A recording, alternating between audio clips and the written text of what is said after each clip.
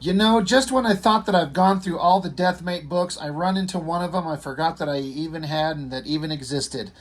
Um, DeathMate Prologue. This, I believe, was the first book they put out. I think, if that's the order that they went in. And obviously, I've done all the ones that I had. I had DeathMate Black, and then I think we had Gold, and then Epilogue. And if you watch my channel, you remember that I've gone through those. DeathMate Black was by far the most interesting because it had a bunch of Wildstorm artists doing the art, and it was the first appearance technically of the Gen 13 characters, and Jim Lee and Mark Silvestri were doing artwork in it, and it just looked pretty good, although it was just an incoherent clusterfuck mess. And then of course the Valiant versions were just the most boring things I've ever seen. And if you remember, me and my brother, we were going over that one issue. I think it was the Gold issue, and we had a moment of weakness, a moment of involuntary narcissistic rage, and proceeded to rip the book to shreds on camera. I got to be honest, I don't regret it at all. But I ran across this one. I completely forgot. I thought we were done with DeathMate, but we are not. It just keeps popping up. The best thing about this book, by far, is the cover. Because it's Jim Lee, and he's got a really interesting way of doing layouts. So you got Solar, Man of the Atom. Is that him? Or is it Radiation Man? Radioactive Man? This kind of pose of him kind of standing here dramatically, and then, of course, Jim Lee drawing hot girls in ridiculous hot poses with all the curved backs and chests sticking out and asses sticking out.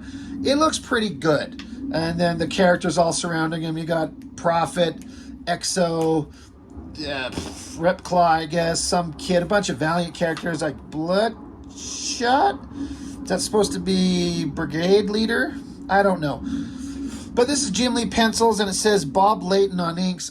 No disrespect to Bob Layton, man, but I don't think his style meshes with Jim Lee, his inks. It just doesn't work. And we're going to see a lot of stuff that doesn't work. They had a lot of pretty damn good artistic talents in this book, and good Lord, does it just kind of bore you to tears. At the time when these came out, I knew very little about Barry Windsor Smith. I had picked up one issue, the final issue of the Weapon X saga that he did. The cover had that big double-page gatefold cover. It was like all red, and it was Wolverine's face. And I had that book of the Marvel Comics Presents the Wolverine, like the origin issue. Oh my God, the Weapon X.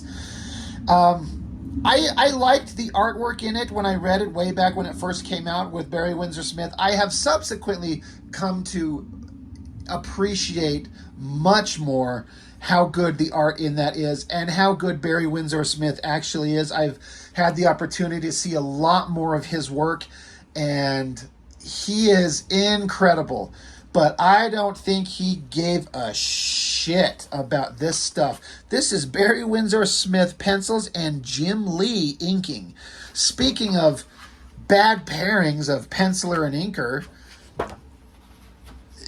there's nothing here that's interesting. I don't know who this frumpy broad is, and the guy floating in the background. Mountainscape, they're talking. I mean, the drawings themselves are all technically pretty good, but it's just not anything that grabs your attention the way that Weapon X series that Barry Windsor Smith did, or any of his, if you look at any of his art books, his work in black and white, it's just, he could do some of the most incredible stuff. It took me a long time to get on board. As a kid, I didn't get it, but as I got older, I do. But man, this did not help me. This soured me on him for a long time. I'm like, what is the big deal? Everyone talks about this guy like he's a god, and goddamn, is it boring. And then again, these two guys, we saw them in the other books. They're fighting. I was making fun of them. They look like alternate old version Cyclops or something. I don't know what was going on. You got Void exploding out from her guts. It looks like Barry Windsor Smith trying to do like a Jim Lee type Image Comics, like hot girl exploding in energy, shattered background. I've seen Jim Lee do something like that. It's not that great.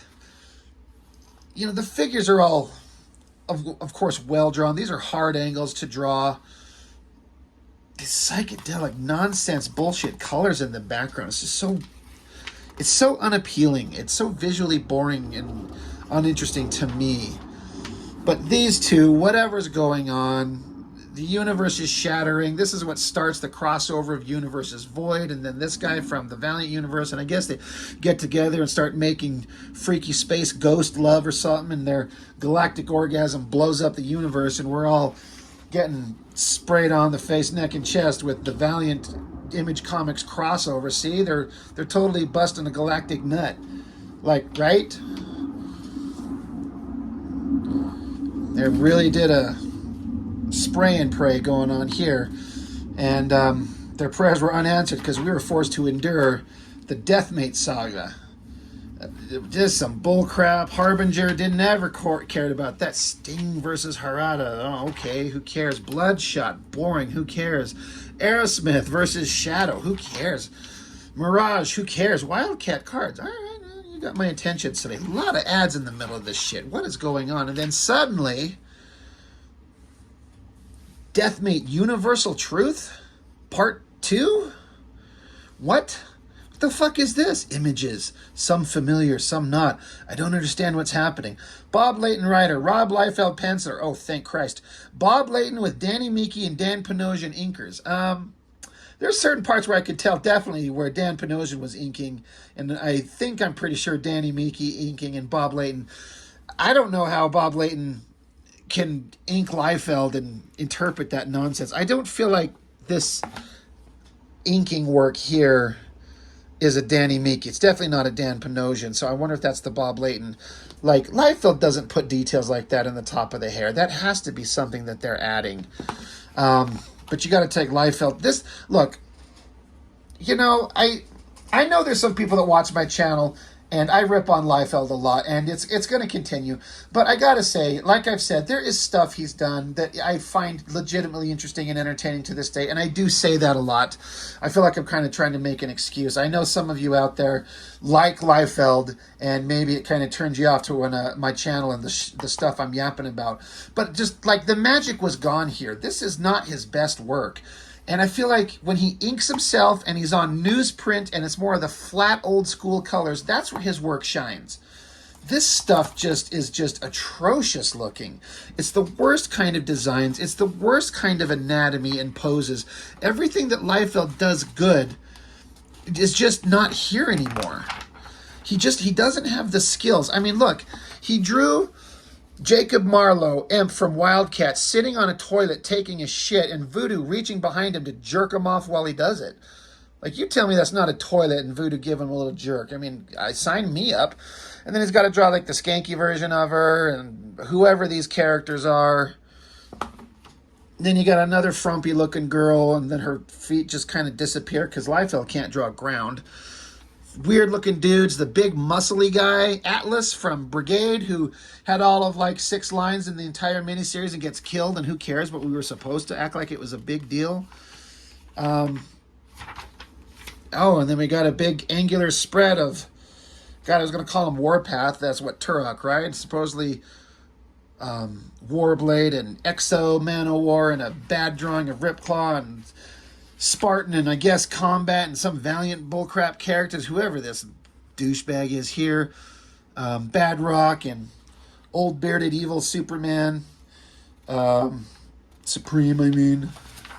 And then some kid wearing like a little mechanical headdress thing. I don't know who this Valiant character is, but man, don't ask Liefeld to draw like a kid. This just looks ridiculous. I mean, these weird panel layouts kind of work. Oh, you got the Berserkers showing up.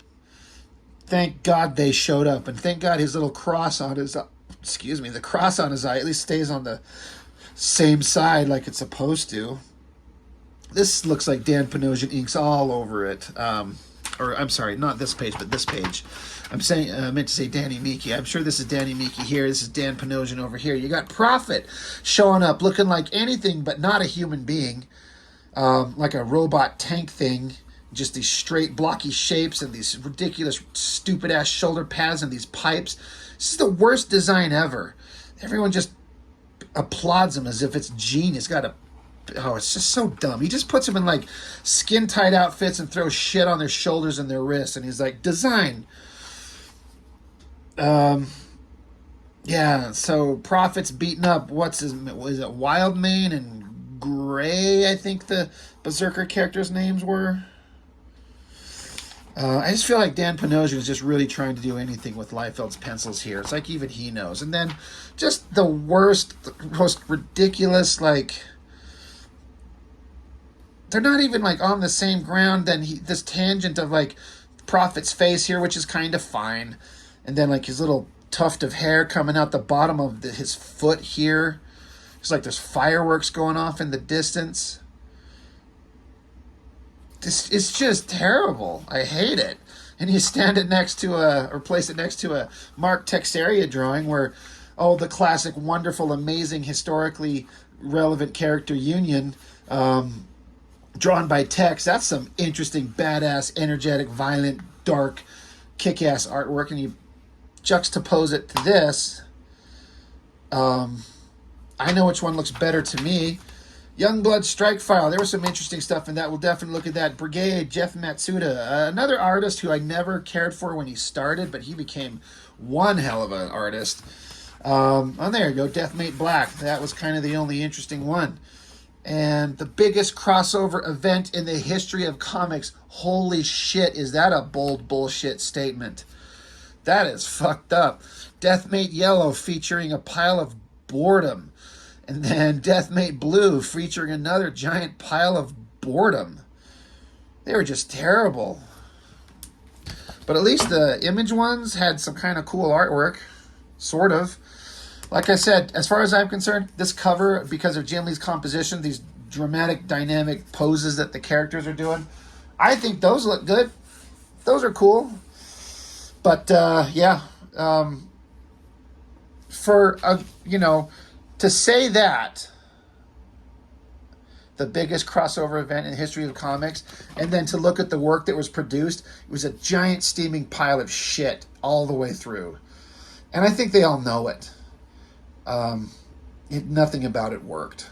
And I believe there was an interview where Liefeld was saying he just kind of wanted to do a one-off, but then it just took off and everyone kind of grabbed onto it. Some of the other Image founders got a hold of it, the Jim Lee's and Mark Silvestri's, and I'm pretty sure Liefeld was saying something to the effect of he just wanted to do a one-off, but then it was suddenly turned into this giant thing that turned into a giant clusterfuck.